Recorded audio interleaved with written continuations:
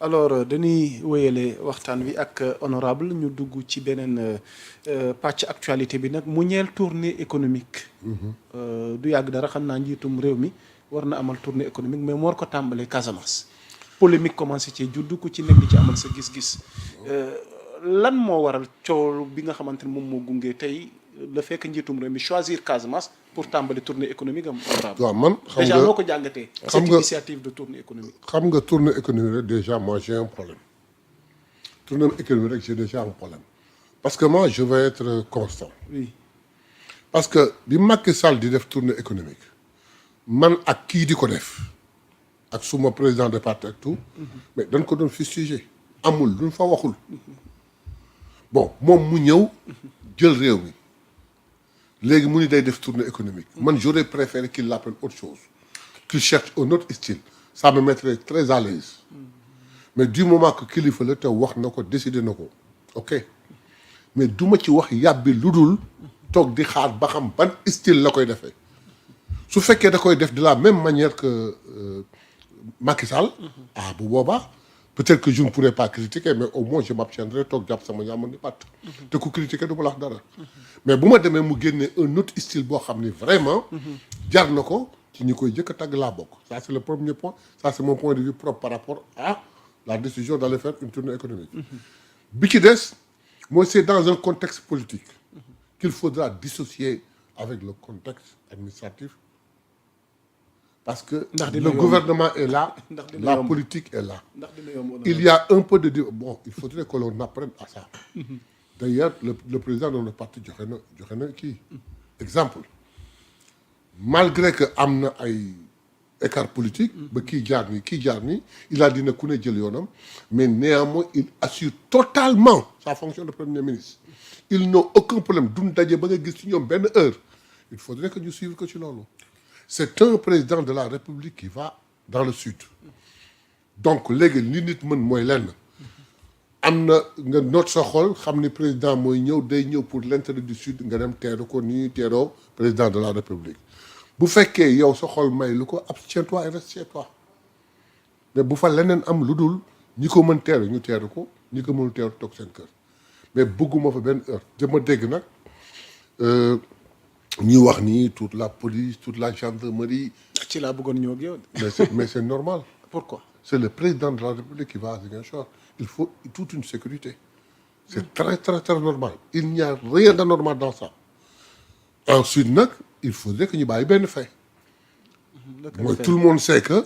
ces partisans une bonne partie de ces partisans dañ ko mere. mieux vaut prévenir que guérir mettre assez de sécurité pour qu'il n'y ait pas de heurts. Et là je suis totalement d'accord. am na lu ñu leen ciy jiñ yéen patriotes yi am nga lu ngeen nar côté yuuxoo. bon non pas que je sache. pas que je sache et que d'abord démarche am ak doxinam. non conseiller wuñ ko ndax duñ ko fa yuuxoo ndax duñ ko fa. non enfin je ne le pense pas parce que ñun doxewuñu waxuwuñu ko instruire ko. te xale yi déggoo kenn ku wax ni nañ ko def. ñoom li ñuy wax rek ñoom mooy vraiment am na fu ñu ko tegoon tegg nañ ko fa. léegi nag nit a njort rek yaakaar ni bu fa dee mën na am. te su doon man dama leen di ñaan ku fa nar a dem di yuuxu préféré toog sa kër. nga xam ni recevoir ko mais koo xam ni xam nga ni dafa ñëw pour njariñu Ziguinchor njariñu sud ah te ngay partisan te sa xol mën ko demal nga teeru ko ça ne te fera rien quitte à ce que sax s'il le faut mais quelque chose encore d'autre pour dire que je ne suis pas content. Okay. Mais nag yuuxu un président je le. du ma ko. ok alors ñoom ñu ngi ñuy xamal ni que cette visite de terrain s'inscrit dans le cadre du suivi des politiques publiques et vise à s'enquérir de l'état d'avancement des projets structurants tout en échangeant avec les acteurs économiques et les populations locales sur les enjeux de développement de la région. waroon nañu dugg sur les mêmes textes que Macky avait fait bi muy def tournée économique c'est les mêmes choses lii la ñu waxoon. waaw Macky. c'est les mêmes choses qu'il avait dit. mais ba mu demee gis nañu ni mu demee tey man su changé wuñ style tudde ko leneen je serai plus à l'aise mais loolu la ko tuddee ok je m'abstiens et je regarde ba xam mais su fekkee daf ko def ni ko Macky doon defee. ma bañ ko ni ma ko doon bañee ci Macky. mais nag su fekkee il est parvenu je suis là en observateur mu defee que nee na nu noonu j'applaudirai des deux mains. mais nag pour donner la visite en disant que voilà c'est une tournée économique la suivi de kii c'est la même chose que Macky avait faite rien n'a changé. ok ba tey génnul plan Diomaye pour la Casamance mais à votre niveau de par votre expérience politique honorable Mayébé Mbaye tey Casamance ak potentiel gi mu am ndax waruñu cee mën a jëriñoo Sénégal am avancement gi mu ci am tey. mais très bien Diomaye pour la le programme de Diomaye pour la Casamance. waaw moi j'ai salué j'ai applaudi j'ai même sauté. dafa war mais la Casamance peut nourrir le Sénégal.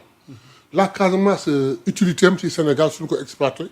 un jour je me suis surpris maa ngi jógee Cap Skirring wàcc avion Cap Skirring dem Ziguinchor mais dama toog ba sax ma waaru ci yàlla ma ne mais regardez-moi tout ça lii lépp donc tey bu defee un programme sur la Casamance moom am na lu tax et là nous applaudissons et nous soutenons su fekkee ne cette visite là économique dafay ñëw di soutenir ce plan là di ko rehausser di ko relancer boole kaag le programme qu'il y avait là suivi et tout mais c'est moi qui vais applaudir waaw mais le contraire daal dem pour massifier ou quelque chose comme ça pour se là c'est là que je veux pas. ok ñu ñëw ci seen parti politique ak seen leader Ousmane Sonko.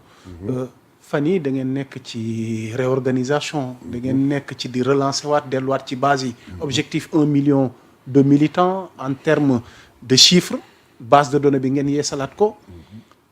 à quelle fin dans un contexte très particulier friction gi am tey.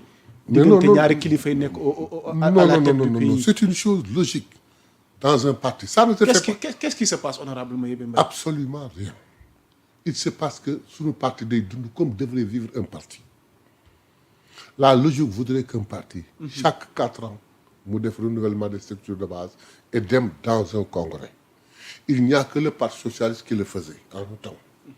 ñun booba ba léegi ñëw est-ce que vous savez que Ousmane Sonko n'est pas dans la légalité il était élu pour un certain temps dépassé nañ ko depuis très longtemps. 2014 2015 11 ans. 2014. Il ça fait 11 ans alors qu'il était élu pour 4 ans. 11 ans à la tête du parti il était élu pour 4 ans. 2 mandats de weesu na ko. il va falloir maintenant mu tegaat ci 3 ans. très bien il va falloir qu'on renouvelle maintenant pour wax ndax dafay toog wala dafay dem ndax dañuy mettre quelqu'un d'autre. ah non honorable foofu na du ma la may nga yeggali bu fekkee dafa nar a toog ça va être compliqué. pourquoi vu yéen tey li ngeen inauguré ci seen politique sénégalaise. ci wuute doxalin. waaw Ousmane normalement 4 ans la woon. waaw boo ci dolliwaatee 4 ans. muy non il a été élu une seule fois pour 4 ans. pour 4 ans. Ouais. mais finalement on est à 11 ans. c'est gagné prolongé parce que on a cherché. oui 2014 2016. oui 2016 la bataille commence. kenn may ñu tal dama koy ab benn phrase quand il dit Pastef dafa juddu kenn may ko mu raam kenn may ko mu jafandu jóg taxaw kenn may ko mu teg ay tànk ñu koy tetee Pastef dafa jóg rek daw bi ñu jëkkee programmer un congrès c'était avant 2019 on n'a pas pu on est allé aux élections 2019 ban jógee d'élection 2019 ba léegi il n'y a pas eu de répit am na leneen lu ñu tal parce que booba leader yi ñu ngi bëgg a tas parti bi ñu ngi bëgg kii sosal leader bi fii créer problème fii doon na ay lacrymogène fii tëj ñiy jëf yëpp parce que dañu bëggoon ils sont allés même jusqu'à dissoudre le parti donc yàlla yàgg nañ ko wax mais mësuñu am occasion def ko on est arrivé au pouvoir en 2024 mais bi ñu yegsee on a trouvé un pays au 4e sous-sol mais dafa am leneen looy tal lu dul taxaw naan damay organiser sama parti léegi nag yàlla dem na ba xel dal na ba ñu dem sax tey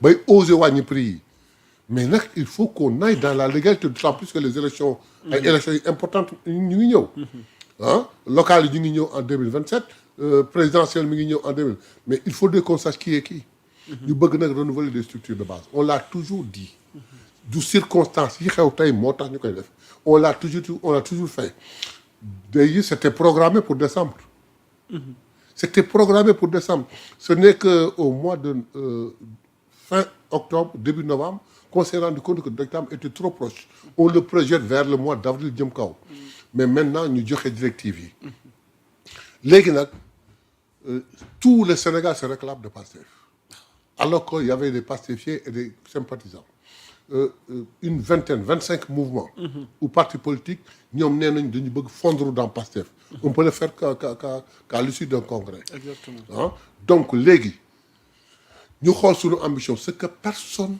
n'a jamais osé dans ce pays. benn parti moo fi mos a joxe objectif ci renouvellement. en voulant atteindre 300 000. et ils l'ont pas atteint, c'est le parti socialiste. moom il dit que il veut 1 million. est-ce possible. mais xam nga lu ko xale yi tontoo. pourquoi nga ñu bloqué à 1 million. pourquoi tu nous bloques à 1 million neen lii laa bëgg rek. ñoom il veut plus. et man personnellement je sais qu'on peut plus et on va dépasser ça inchallah. vous allez dépasser ça inchallah en fin de compte l'objectif. D'autant plus que 2029 gi na sunu kanam. non polémique ngi ci am. non non on ne fait pas de calcul sur 2027 sur 2021. nous voulons avoir un fichier. Vous savez que nous n'avons pas aujourd'hui un fichier pour lequel on te dira on a tant. mais alors que nous voulons avoir un fichier pour que chaque militant. ñu xam chaque militant identifier que xam ban zone la bokk ban gox la bokk ban section la bokk mais même ban cellule la bokk. ou ban mouvement la bokk.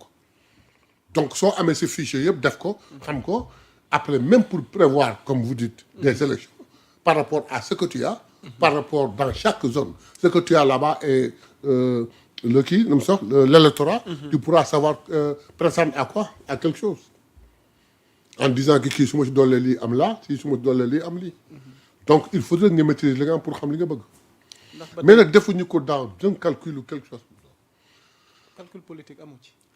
non non non non non non non. ak contexte bi. non d'autant plus que nit ñi ngi njort. il est bien vrai que il est bien vrai que lu ne mën naa xew 2029 bi de suñu kanam. non 2029 bi dara mënul xew ñaari chose mën a xew. waaw mooy kenn koo xam ne mi ngi woon ci ñun te commencé teg tànkam foo xam ne soppuñu ko ñu bëgg mu dellu si. mu dellu si il n'y a rien.